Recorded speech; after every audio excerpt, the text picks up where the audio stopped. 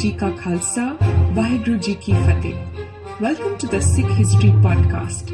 This podcast series transports us back into the lives and times of our ancestors and provides a historic context to the evolution of the Sikh religion, our values, our thoughts, our principles, and our ethics that bind us together as a worldwide community.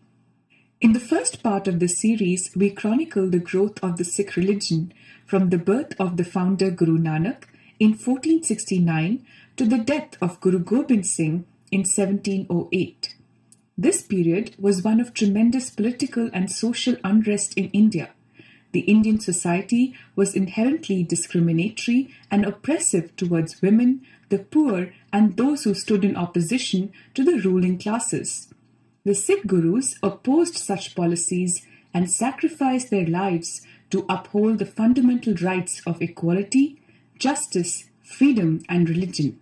In this episode, we will talk about the third Sikh Guru, Guru Amardas, and his role in consolidating the legacy of Guru Nanak and Guru Angad, and in furthering institutions that gave the Sikh religion a firm and solid foundation.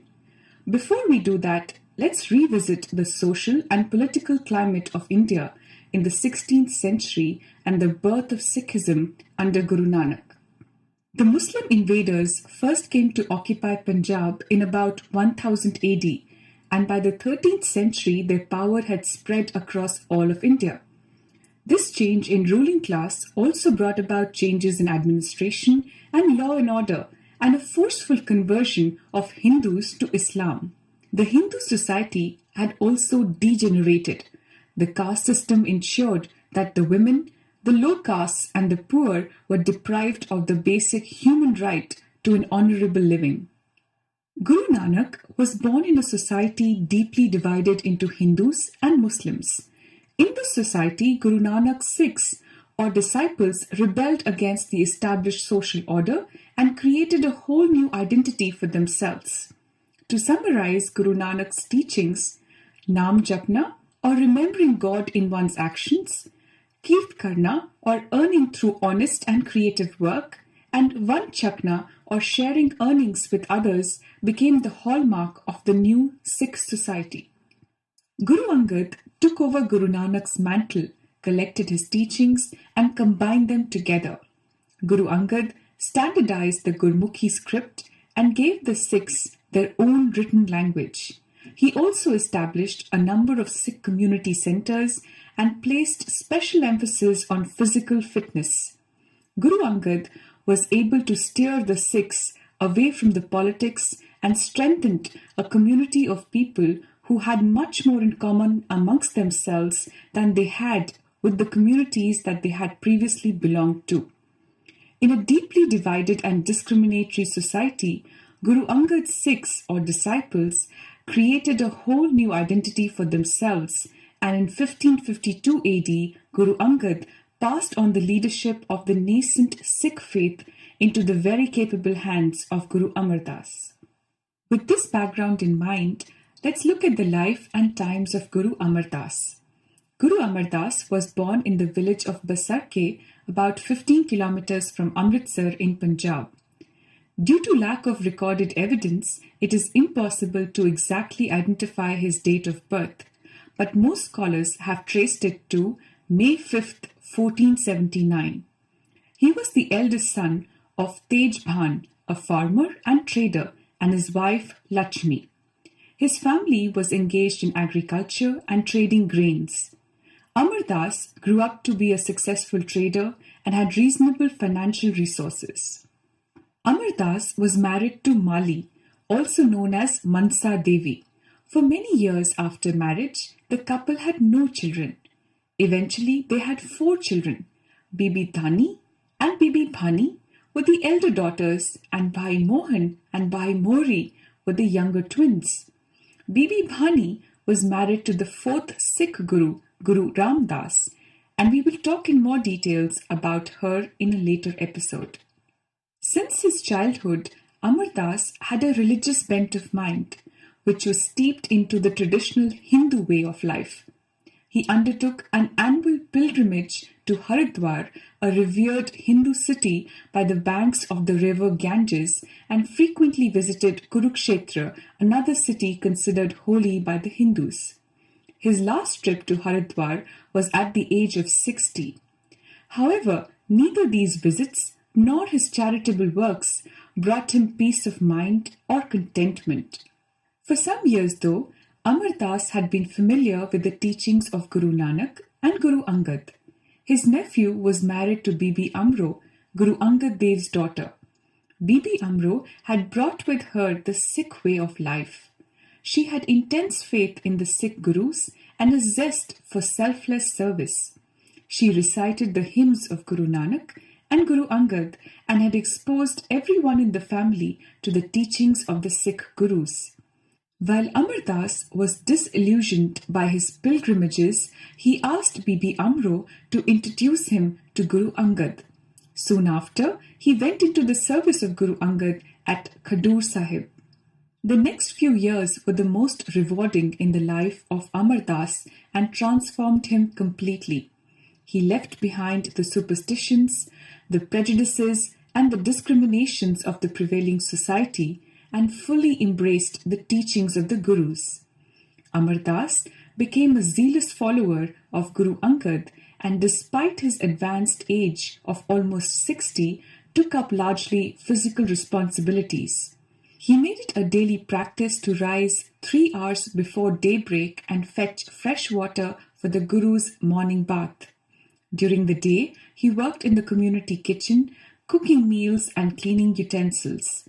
In addition, he would go out to gather firewood for the kitchen, for in those days there were no modern cooking facilities and wood-burning stoves were the norm. In the morning and evening, he busied himself with meditation or Nam Japna. The ardent spirit of his selfless service lent a new dimension to his personality. He grew tremendously in stature and won the admiration of everyone who came in contact with him. Guru Angad was impressed by his service and had considered nominating him as the third Guru. Sensing a clash between his sons and Amardas, he asked Amardas to relocate from Khadur and establish a new center of Sikh learning in the township of Govindwal, about 8 kilometers away from Khadur. Amardas relocated to Govindwal but still kept his daily routine in service of Guru Angad. Every day he walked from Govindwal to Khadur and on the way fetched fresh water for the Guru's bath from the river Beas. He would stop midway at a place now known as Damdama. Damdama literally means a breathing place. The Damdama Sahib Gurdwara stands at this historic place. This is different from the Takht Damdama Sahib where Guru Gobind Singh had set up his camp. After about 12 years of service to Guru Angad, Amardas was appointed as the third Guru in the same fashion as Guru Nanak had appointed Guru Angad, placing an offering of 5 paisa and a coconut. Guru Angad bowed before Guru Amardas and recognized him as the new Guru.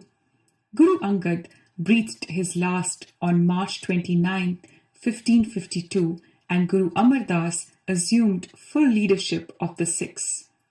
Guru Amardas now established his centre at Govindwal. The new town was in the Grand Trunk Road built by Sher Shah Suri, connecting Lahore in the west to Calcutta in the east. While this allowed trade to flourish, Guru Amardas' personal life was a model of simplicity. He slept for only 4 hours a day and immersed himself in consolidating the Sikh community. It was Guru Amardas who first advocated that all Sikhs should get together in the month of Baisakh in late spring. This led to the celebration of Vaisakhi, and later in 1699, Guru Gobind established the Khalsa on this day.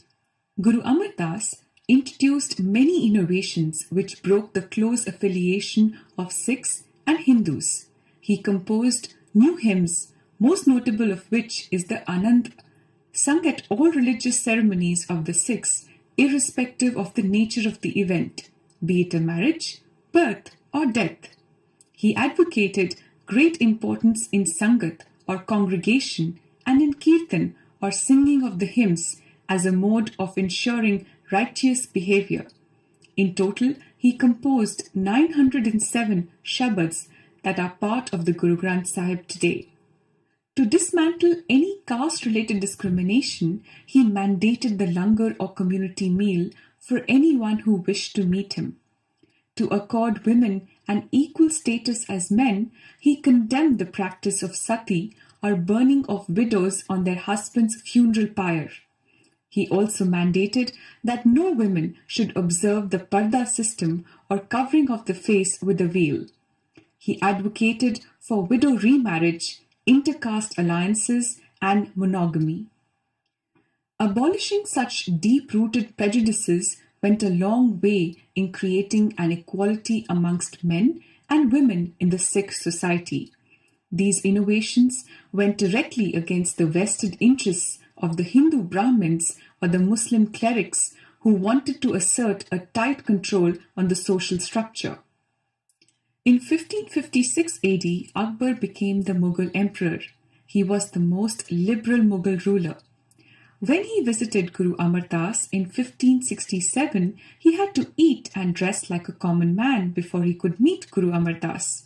He was so impressed by the way of life of the Sikhs in Govindwal and the practice of equality amongst all that he gave away revenues of several large villages to Guru Amardas' daughter Bibi Bhani as a marriage gift. This gift also included the village of Amritsar, which later became the nerve center of the Sikhs. The relation between Sikhs and Mughals were at their best during this period. The number of Guru's visitors grew so much that Govindwal grew from a small village to a large town. Guru Amardas felt that he alone could not minister to the needs of the thousands of converts who wanted guidance. The establishment of 22 manjis was another important innovation introduced by Guru Amardas. The word manji literally means a cot or a bedstead, but here it denotes a responsible religious position conferred by the Guru on a preeminent devotee or a seat of delegated authority. Only people of recognized integrity were awarded the distinction of a manji. An essential qualification was that they correctly understood and practiced the teachings of the Sikh Gurus. Appointees to the manjis were called masans, and the most important function of these manjis was to initiate fresh people into the fold of Sikhism. The masans conducted their missionary work individually and through the Sangat. They maintained their connection with Guru Amardas through periodic visits to Govindwal. These visits were later synchronized with the Vaisakhi celebrations. The manjis also helped in promoting knowledge of the Gurmukhi script, which had now gained wide acceptance with the Sikh community. Guru Amardas passed away peacefully on September 1st, 1574 in Govindwal by the river Beas at a very advanced age of 95. He was the longest living Sikh Guru, and the total tenure of his Guruship was 22 years and 5 months. Before his passing away, he insisted that after his death, Sikhs were to engage in Kirtan or singing of Guru's compositions and Nam Japna or remembering God in their actions. In this, he ruled out mourning at death as contrary to Sikh teachings. Before he died, he appointed his son-in-law, Bhai Jetha, the husband of Bibi Bhani, as the fourth Guru, Guru Ramdas. All through his life, Guru Amardas carved out a new and distinctive path for the Sikhs and helped in consolidating the work of the previous two Gurus, thereby laying a rock-solid foundation for his successors to build on. In later episodes, we will begin to see how this foundation guided the course of action for the later Gurus. In perspective, Guru Amardas assumed Guruship in 1552 AD when Sikhism was in its infancy. Over the next 22 years, he worked tirelessly to chalk out programs for the speedy development of the Sikh society. The contemporary society was deeply divided between Hindus and Muslims, and Sikhism was a challenge to the orthodoxy of both. Guru Amardas was able to take up a whole gamut of important issues and on each one defined the Sikh position with clarity and precision. These issues included 1. Understanding life and death. 2nd, the importance of Kirtan and Sangat. 3rd, the promotion of equality through langar. 4th, rejecting oppression against women. And 5th, the establishment of manjis or Sikh centers of learning to spread the word of Guru Nanak and Guru Angad. Finally, an everlasting legacy of Guru Amardas that we cherish today is the getting together of Sikhs from all walks of life and all parts of the world on the occasion of Vaisakhi. He also accomplished the monumental task of compiling all the Sikh scriptures and composed hymns to enhance it. We can clearly say that Guru Amardas took the fullest possible advantage of his opportunities and made a rich and lasting contribution to the growth and development of Sikhism. In the next episode, we will talk about Bhai Jetha, who went on to become Guru Ram Das, the 4th Sikh Guru.